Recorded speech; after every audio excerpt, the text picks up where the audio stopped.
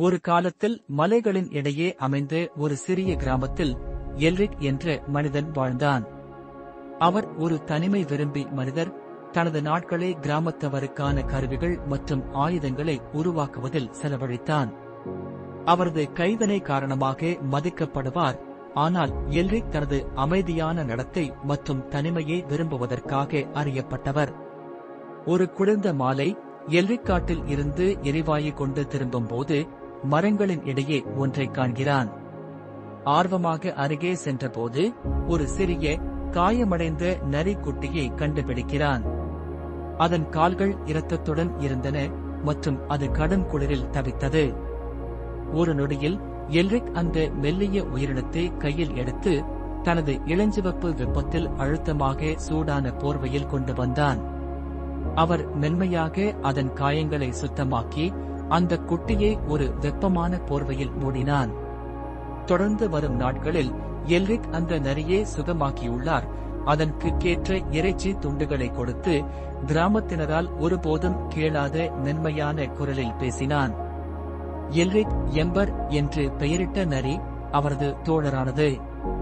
அவன் எங்கு சென்றாலும் கூடவே சென்றது. காட்டுக்கும் சந்தைக்கு கூட எல்ரிக்குடன் வந்தது. காலம் கழிந்த பின் விசித்திரமான விஷயங்கள் நடைபெற ஆரம்பித்தன.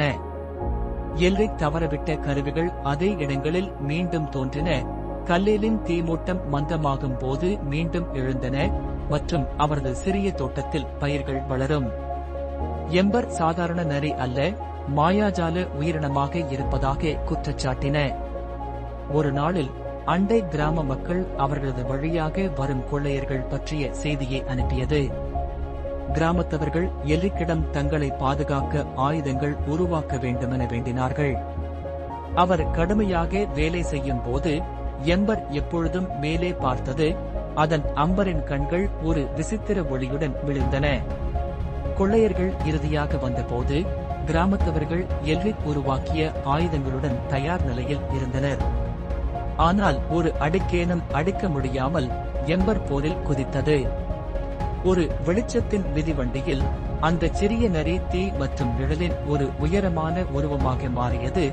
அதன் விழல்கள் மின் போல ஒலித்தன. கொள்ளையர்கள் பயத்தில் ஓடின. கிராம மக்கள் பார்த்து ஆச்சரியப்பட்டனர். அந்த நாளுக்கு பிறகு எம்பர் மீண்டும் அதன் சாதாரண வடிவத்திற்கு திரும்பியது மற்றும் கிராமத்தில் வாழ்க்கை தொடர்ந்தது.